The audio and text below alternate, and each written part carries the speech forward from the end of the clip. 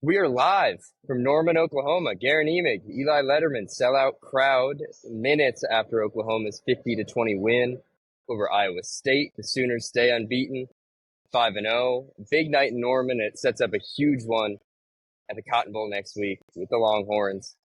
Guerin, I believe we're headed now to the first meeting of undefeateds in Red River since 2011.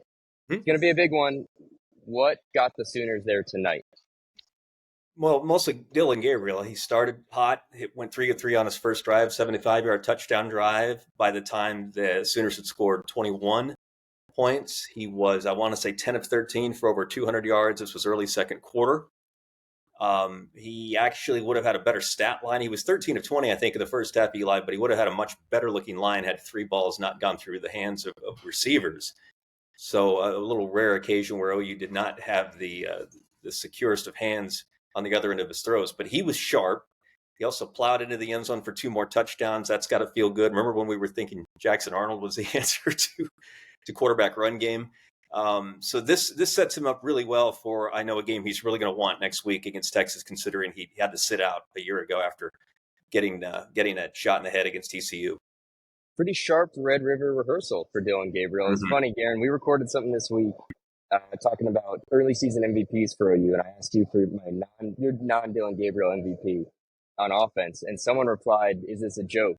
Dillon Gabriel might be the least talented guy in this offense, not named Austin Stogner," which I don't know why Austin Stogner needed to catch a straight, but point is, I really hope that guy was watching tonight, where the Sooners, everything that went good for them, first on offense, but really, in that early part of the game when Iowa State was moving the ball, was Dillon Gabriel. Yeah. Deep balls, off the hook. He was great.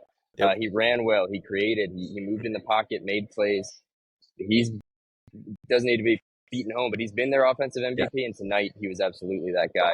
Pretty big. The defense tonight, it's kind of the first time we've really seen them gash. SMU did it a bit, but big plays. I didn't get the full game count yet, but, more big plays of 15-plus yards in that first half than they've been giving up most weeks.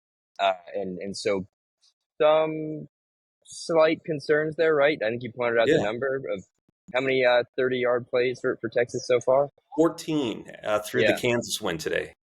So if you're giving up big plays to Iowa State, the team that was supposed to be lethargic offensively, then you better nail it down this week in practice and correct those mistakes, because Texas is coming at you with not just Quinn Ewers and a receiving core led by Xavier Worthy and Jordan Whittington and A.D. Miller and the tight end Jatavion Sanders, but then now they have a running back in Jonathan Brooks, who just hung over 200 on KU today. He's ripping off 67-yard runs. So this all of a sudden becomes a bit of an issue. They sealed it up in the second half, took care of business after the break, but that first half defense looked a little familiar, and that's not going to sit well with OU fans. Well, here's the good news if you are an OU fan. One, those big plays came on individual busts. I mean, there was the Key Lawrence whiff. There was the Gentry Williams, Billy Bowman collision. That's 2 touchdowns right there. Fix those, and this is an even more lopsided win. The other one is that OU shut out Iowa State after halftime. So this defense found its feet, took care of everything with an offense that wasn't going to knock anyone's socks off anyway. But now we head to OU, Texas. Sooners are 5-0. They've done everything they could to this point, gotten it all right, and here they are. What are you anticipating this week to be like, and what are you anticipating at the Cotton Bowl? Let me get some early feelings. Yeah, it's a big week for 2 primary figures to me, right? It's Dillon Gabriel because he wasn't in the game a year ago, and we saw the disaster that was OU's offense without him, and then number 2, Brent Venables. We saw the disaster that was OU's defense a year ago. That obviously was a very sour day in Venables' coaching career. He's a man of fierce pride. He might not. I expect him to downplay that it's about him and redemption for him this week, but it's going to be right. It'll be very interesting to hear his tone Tuesday, even tonight after the Iowa State game. But Venables and Gabriel have to be at the top of their games in the different ways, of course, for the Sooners to stand in, because Texas, I think Texas does have a talent advantage. Texas has a talent advantage over maybe everybody right now. They look really, really good. That's not a shot at OU. The Sooners are going to play easily their best ball of the year to win that thing outright. They'll make it competitive. I have no doubt about that. But to win outright, they're really going to have to rise up and play really well.